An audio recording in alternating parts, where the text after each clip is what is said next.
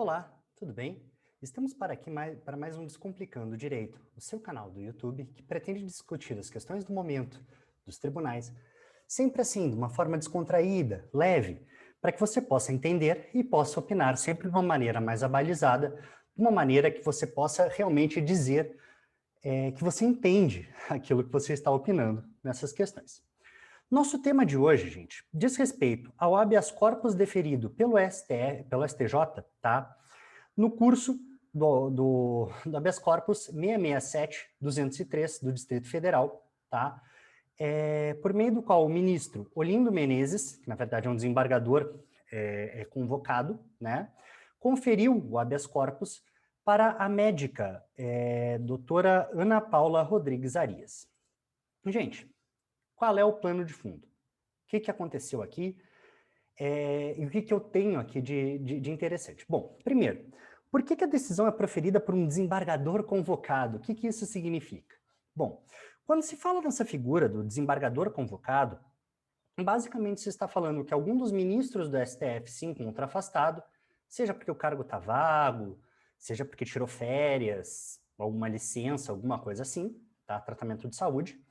E agora, um desembargador do segundo grau de jurisdição, normalmente, então, dos TRFs ou dos TJs, é chamado a compor os quadros do STJ para esse julgamento, ok? Então tá.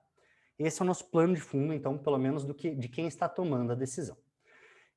Gente, essa decisão faz referência a um comentário que essa médica, a doutora Ana Paula, fez na sua rede social Twitter, tá?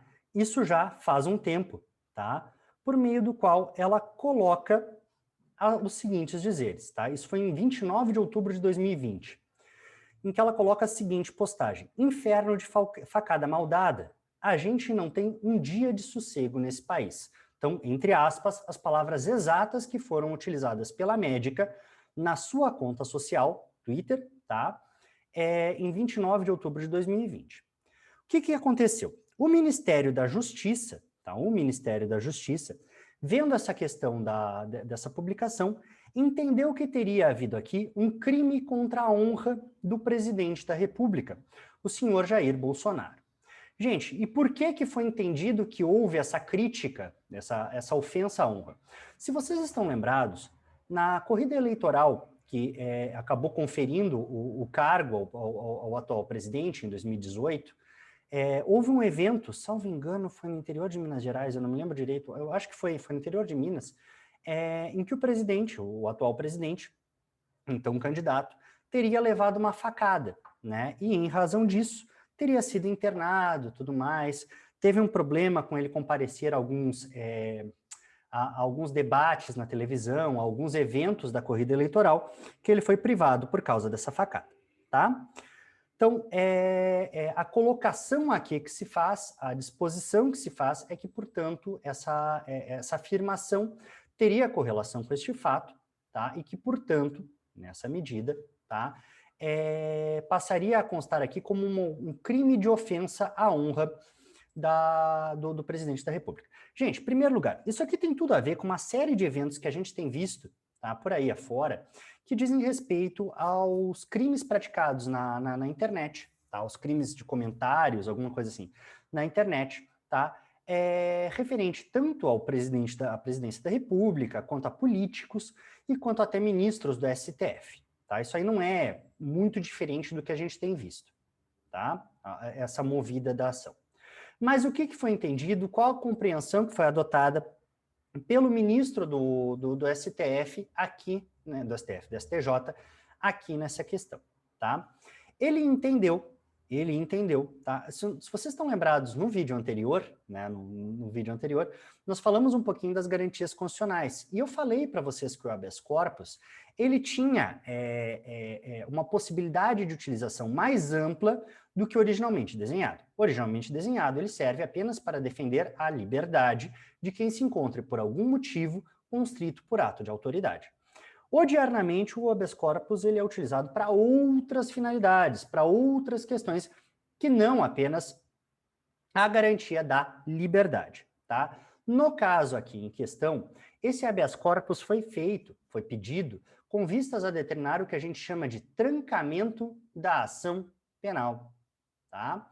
Então, para que serve isso? O trancamento da ação penal ou do inquérito vai impedir, tá, a continuidade da ação penal ou da própria investigação, tá? Então, vamos pegar isso aqui e joga para o lado.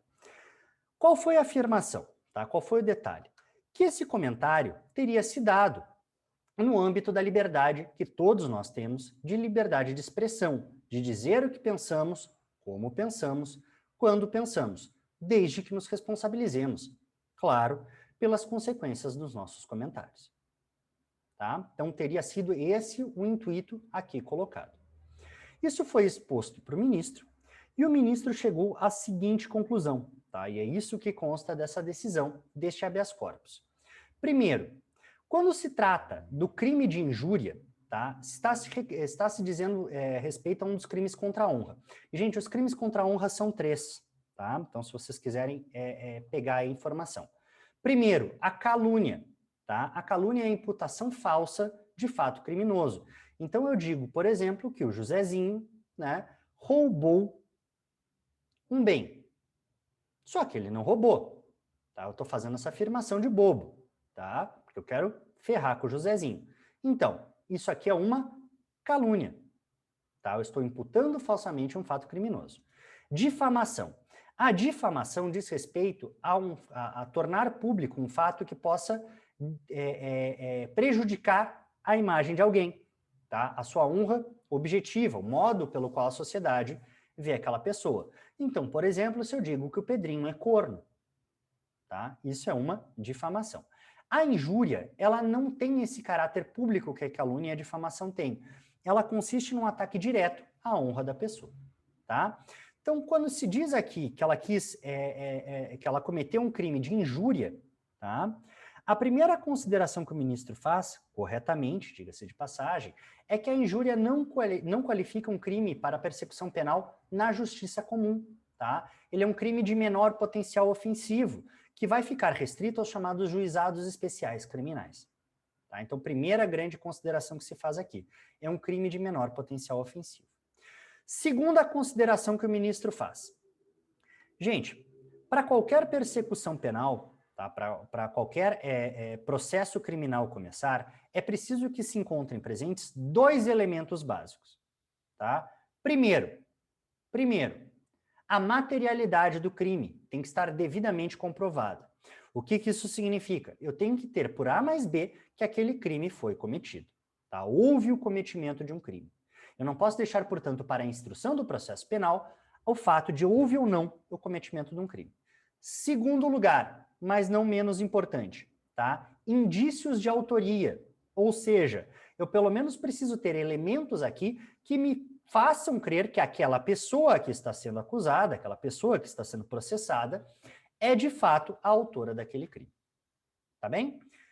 Em que pese não haver muitas dúvidas aqui quanto aos indícios de autoria, afinal de contas, consta da rede social que era da médica, tá? O ministro entendeu que era excessiva as atividades de execução, as atividades de investigação que estavam sendo feitas. Afinal de contas, é um crime de menor potencial ofensivo, não é um crime de homicídio ou um crime de tráfico de drogas. É um crime de simples injúria, tá? A isso somou-se a alegação, somou-se a afirmação de que não estaria presente aqui os elementos necessários para qualificar o crime de injúria. Por quê? O crime de injúria, tá, dependeria de um especial ânimo, um especial intento de causar o dano à honra, tá? Especial a vontade, tá, esse ímpeto de causar dano específico à honra da pessoa, tá? E segundo o ministro, sequer é referenciado aqui nesse comentário, nessa publicação que ela fez no Twitter, sequer é referido o cargo do presidente ou o seu nome. Ok? Tranquilo? Para ser sincero com vocês, eu não vejo muito como dissociar o fato, tá, da publicação feita por ela, afinal de contas, ela se refere expressamente a uma facada, e a gente sabe qual ficou a facada mais famosa de 2018, né? e ela faz referência expressa ao estado em que o país se encontra, tá? E a gente sabe muito bem qual é a autoridade máxima do nosso país, então me parece que aqui não tem muito como dissociar a questão de que houve sim uma referência à presidência da República, tá? Ao presidente da República. Agora, sou obrigado a concordar com o ministro quando ele fala que não houve aqui um intento especial de ofender a honra do presidente. Como também não vejo, tá? Como também não vejo um intento especial de ofender a honra do STF, tá? Quando há comentários do tipo, né? STF vendido, ou STF que libera criminoso, ou qualquer coisa do gênero.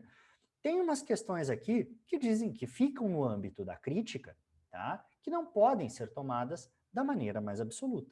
Agora, já é diferente, por exemplo, se eu digo que ministro tal ou ministro tal é quadrilheiro, tá? Que ministro tal, ministro tal tá vendendo sentença ou alguma coisa do gênero, tá? Então, é preciso tomar cuidado aqui com o âmbito de aplicação e com o grau de ofensa que foi feito. Concordo com o ministro quando ele diz que não parece aqui presentes todos os indícios de materialidade do crime hábeis a iniciar um processo penal. De toda forma, o STJ já tem entendido que se não existem sequer indícios de materialidade para iniciar um processo, é possível o trancamento do inquérito, que é o caso desde logo. Pois bem, essa ainda é uma decisão em caráter liminar, ainda será levado, obviamente, a informações da autoridade coatora e mais tarde será levado ao conhecimento do colegiado, então as coisas ainda poderão mudar. Mas, por enquanto, essa liminar está vigente e, por enquanto, esse inquérito está trancado. Muito obrigado pela atenção. Quem gostou do nosso vídeo, aperta o joinha, siga o nosso canal para receber as notificações de quando tiver vídeo novo. Até semana que vem. Até mais!